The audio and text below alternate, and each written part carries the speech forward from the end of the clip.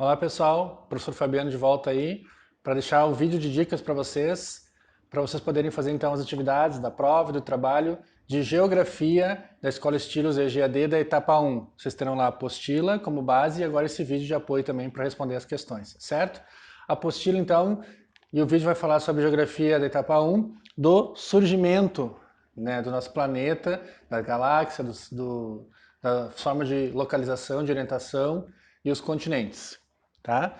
Então, vai ter uma questão lá do surgimento do planeta, sempre um grande mistério para nós, né? As duas teorias, nós até falamos um pouco disso em história já.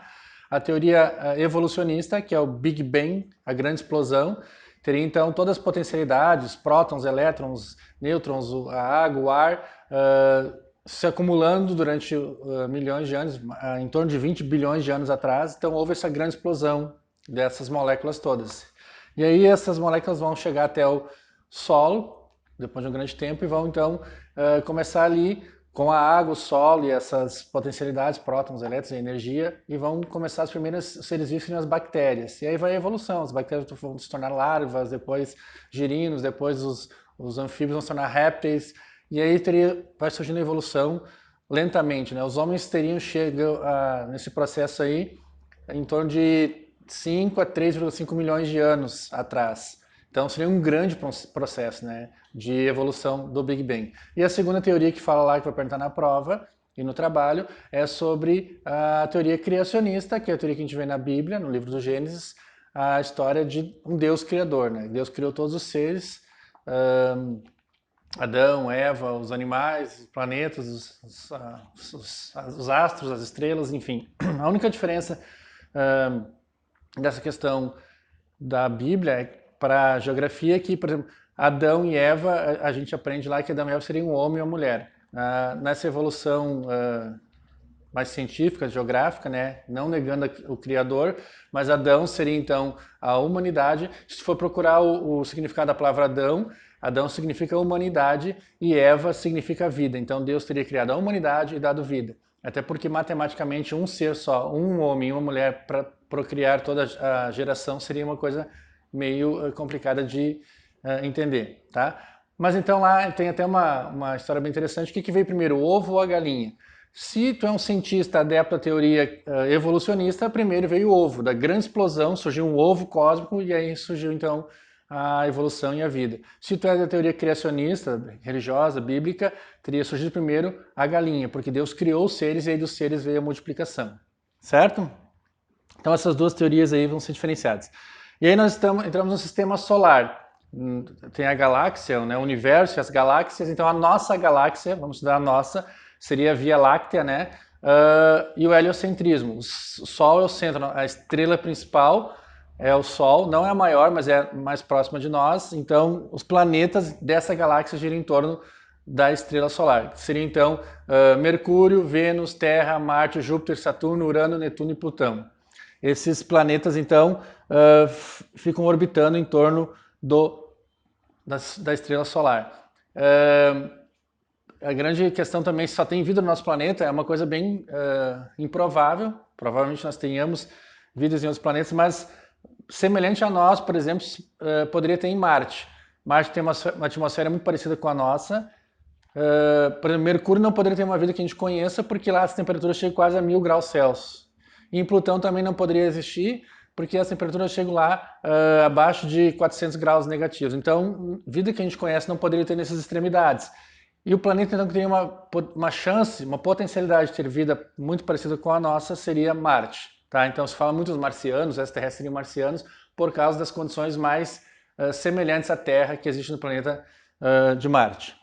Nós vamos então falar especificamente do nosso planeta, né, nesse sistema solar. O planeta Terra, que é o terceiro planeta em distância do Sol.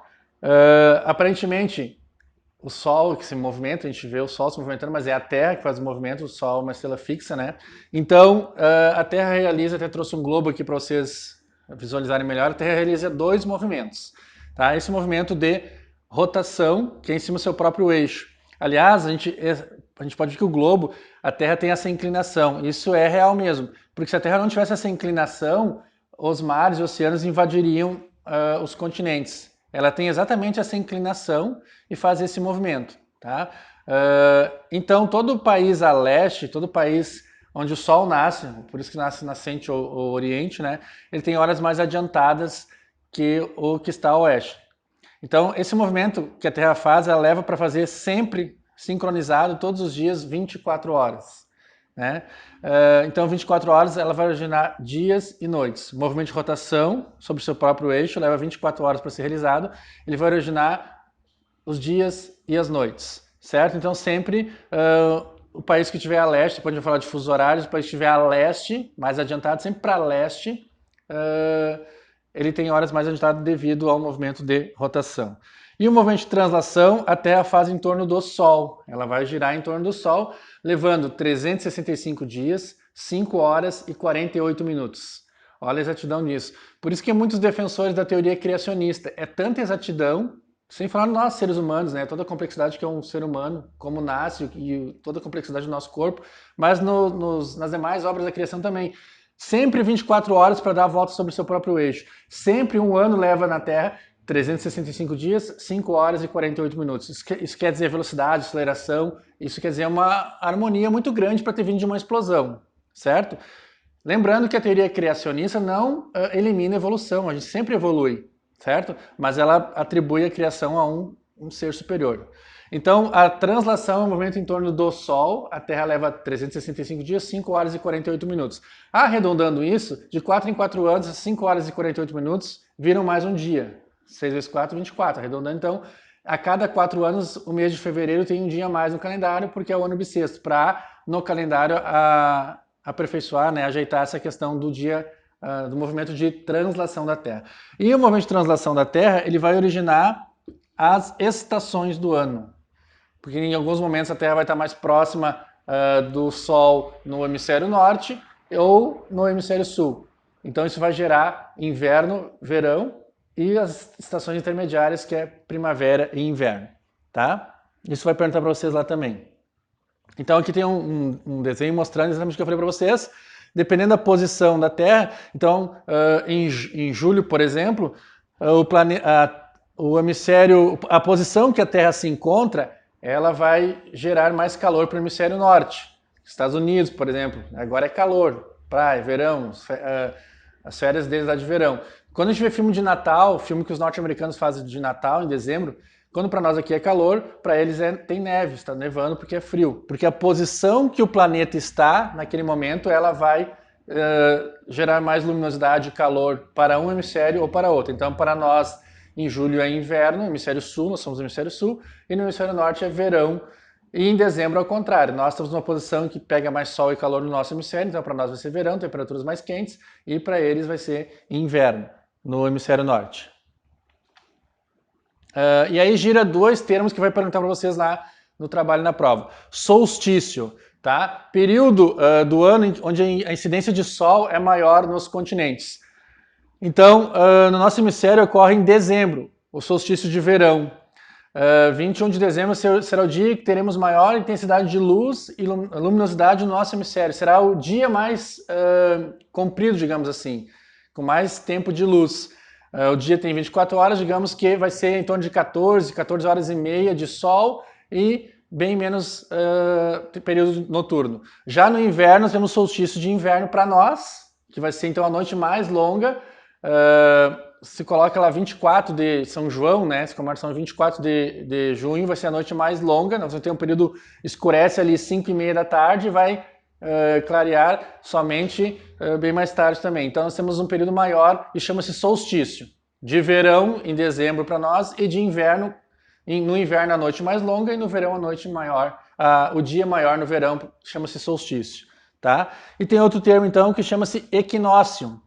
Equinócio é quando há uma paridade. Geralmente ele está nas estações intermediárias, na primavera e no outono. Há uma paridade de luminosidade. Vai ter basicamente 12 horas de sol e 12 horas de escuridão naquele dia. Os dias e noites terão tempos iguais, horas muito semelhantes, tá? Isso vai acontecer então em setembro, quando começa a primavera para nós, e em março, quando começa o outono. Sempre no outono e na primavera vai ter que, quando vai iniciar essa estação, então vai ter o equinócio. Equinócio, equi, igual, né? Então, noites e dias iguais nesse período aí, na primavera e no outono. No inverno e no verão a gente chama de solstício, quando tem a maior noite ou o maior dia daquela estação ali, certo? Então, a Terra, para ser estudada, ela foi dividida, se fez a cartografia, os princípios de estudo da Terra, e aí se dividiu em linhas imaginárias para dividir. E aí então nós temos os paralelos e os meridianos. Os meridianos são linhas horizontais. O principal meridiano, presta atenção nisso lá, vai perguntar Equador. O Equador é o meridiano zero, que recebeu esse nome porque a linha do Equador passa zerando de forma horizontal o planeta. Temos 90 paralelos para o norte e 90 paralelos para o sul. 90 para o norte e 90 para o sul. Então nós temos 180 paralelos. O principal é o paralelo do Equador e temos 90 para o sul e 90 para o norte. Isso vai gerar as latitudes. Latitude é a distância de um ponto qualquer da Terra em relação ao Equador. Vai de 0 graus a 90 graus norte e de 0 graus a 90 graus sul. E os meridianos, eles vão representar as linhas imaginárias de forma vertical. Então nós temos o meridiano zero, é o meridiano de Greenwich, porque passaria exatamente na cidade de Greenwich, na Inglaterra. Recebeu esse nome então. Greenwich, temos 180, o dobro, 180 meridianos para leste e 180 meridianos para oeste. Então nós temos 360 meridianos no planeta. Por isso que se fala que quando tu faz lá um zerinho de moto, de bicicleta ou num carro, fez um zerinho, ele fez uma volta completa, ele fez 360 graus por causa dos meridianos. Então uma volta completa nós chamamos de 360 graus. Isso tudo é representado na cartografia. Então nós estamos falando da cartografia. Esse encontro das linhas imaginárias, tanto os paralelos como os meridianos, a gente vai chamar de coordenada geográfica.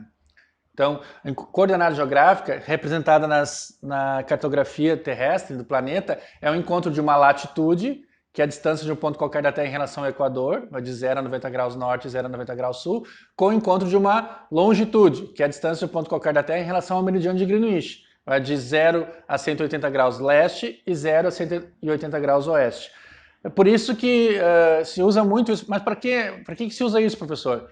Por exemplo, não existem acidentes aéreos por causa das coordenadas geográficas. Toda torre de controle de aeroportos, eles têm então lá um painel onde vai aparecendo os aviões e cada avião tem que estar numa coordenada geográfica diferente.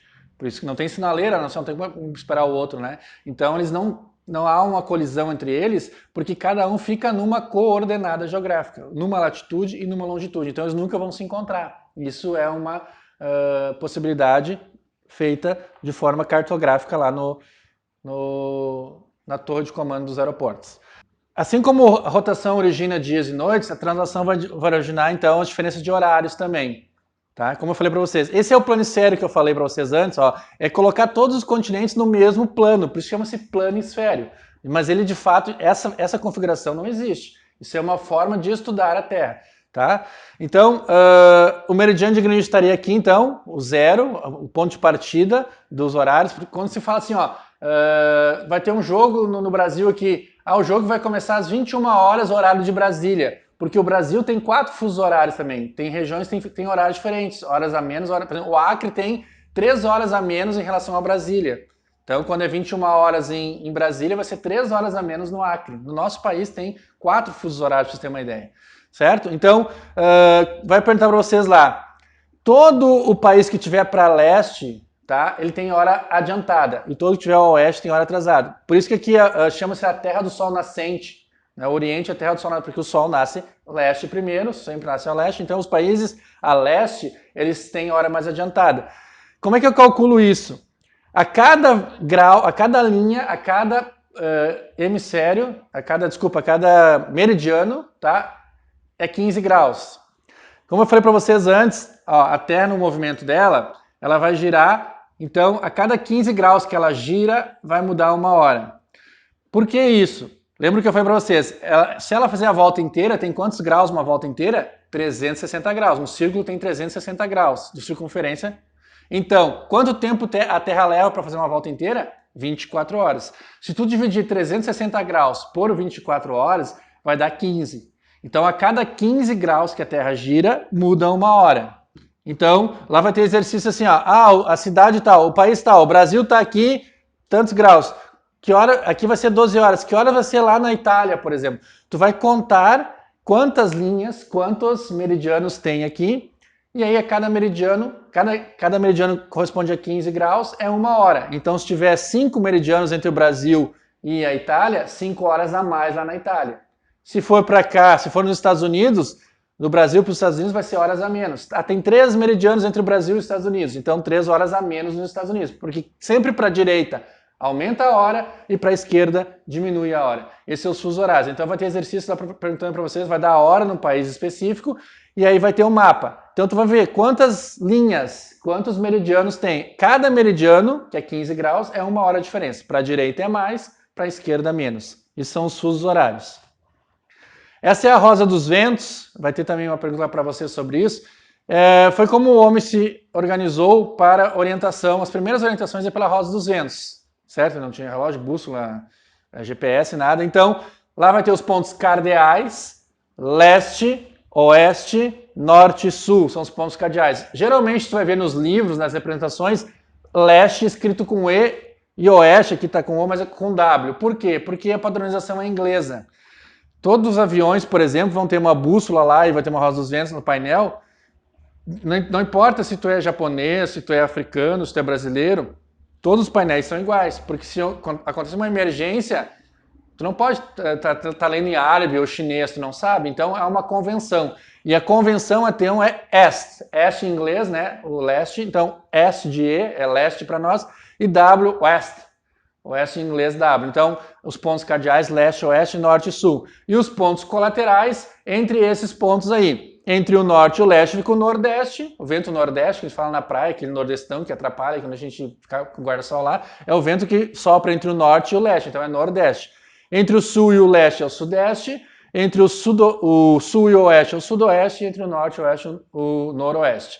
Esses são os pontos cardeais e os colaterais. Ainda tem os subcolaterais, mas eles não são pouco usados e não vai perguntar para vocês lá. Tá? Grave, então, essa figura dos pontos cardeais e colaterais.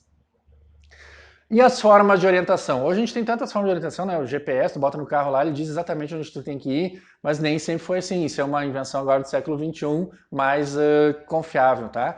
Mas, então, eu posso me orientar. Digamos que aconteceu um acidente e eu estou perdido. Não tenho relógio, não tenho bússola, não tenho nenhum equipamento. Como é que eu vou me orientar? Posso me orientar pelos astros, naturalmente. Então, eu vou perguntar para vocês lá. Orientação natural, pelo Sol. O Sol sempre nasce no leste. Então, dizem que eu tenho que ir para o sul. Como é que eu vou achar o sul pelo Sol? Paro de lado para o Sol, o braço direito apontado para o Sol, lá é o leste, na minha esquerda vai estar o oeste, na minha frente vai estar o norte, atrás de mim vai estar o sul. Se eu usar o Cruzeiro do Sul à noite, o Cruzeiro do Sul já fala, ele aponta para o sul. Assim como com o braço, eu usei o braço direito apontando para o Sol para achar o leste, na minha esquerda estava o oeste, na frente o norte, atrás o sul. Quando eu me oriento pelo Cruzeiro do Sul, eu viro de costas para ele. E aí, da mesma forma, nas minhas costas vai estar o sul, como estava com o Sol antes. O leste na direita, o oeste na esquerda e na frente o norte. Tá? Ou, se eu tiver uma bússola, a bússola sempre aponta para o norte, certo? Para o polo norte. Então, ela aponta o norte, ela mostra o norte. De novo, aí, como com o Sol eu apontei o braço direito para o Sol, leste, oeste, norte, sul, o Cruzeiro do Sul fica de costas para o sul, na minha direita ficou o leste de novo, na esquerda o oeste, na frente o norte. Quando eu tenho a bússola, eu fico de frente para onde a bússola está apontando, eu tenho o norte. Então, de novo, na minha direita vai estar o leste, na esquerda o oeste e atrás o sul, certo? Então, essas são as formas naturais de orientação. E aí, então, o mundo, nessas formas, foi dividido. Tem duas formas de divisão do mundo, a forma geográfica, né? O mundo foi dividido em 6 continentes. O continente asiático, africano e europeu, o continente americano, o continente oceânico, a Oceania, e o continente Antártida. Tá? Então são 6 continentes que nós temos, essa é a divisão geográfica dos continentes. Mas eles foram divididos também em segunda descoberta do homem. Segundo a descoberta do homem, onde foram encontrados os primeiros e mais antigos fósseis humanos, mais antigo foi aqui na Eurásia, eles chamam, entre a África, a Europa e a Ásia. Então, exatamente esses três continentes, presta atenção, Europa, África e Ásia, formam o Velho Mundo. São os continentes mais antigos, onde tiveram os primeiros fósseis humanos encontrados. Então, a Europa, Ásia e África formam o Velho Mundo. Nas grandes navegações que a gente estudou em História, a Europa vai descobrir a América. Então a América foi descoberta pelo Velho Mundo e vai ser chamada de Novo Mundo. A América será o Novo Mundo. 300 anos depois se descobre a Oceania. Então a Oceania ganhou o nome, o adjetivo de Novíssimo Mundo. E por último agora nós temos ainda estudando ele o mundo antártico, o continente antártico. Então esse é um mundo contemporâneo. Então temos 6 continentes geograficamente e 4 segundo a descoberta do homem. Segundo a descoberta do homem é Velho Mundo, Europa, África e Ásia, Novo Mundo, América, Novíssimo Mundo, Oceania e Mundo Contemporâneo, Antártida. E ainda falando, só voltando aqui um pouquinho, ainda falando sobre a América tem 2 divisões também, a América geograficamente é dividida em América do Sul, América Central e América do Norte. E etnoculturalmente, nós dizemos por culturalmente, ela é dividida em 2. América Latina, do México para baixo, todo o México inclusive, e tudo abaixo dele, chama-se América Latina, de língua espanhola, ou portuguesa, no caso do Brasil, ou francesa, no caso das Guianas. E os únicos 2 países desenvolvidos da América, etnoculturalmente, foram colonizados por ingleses. Tá? Que é Estados Unidos e Canadá. Então, etnoculturalmente, a América é dividida em Latina, do México para baixo, e anglo-saxônica, que é Canadá e Estados Unidos. Tá? Então, essas foram as dicas aí da etapa 1 de Geografia, para vocês poderem fazer as atividades do trabalho e da prova. Até o próximo vídeo.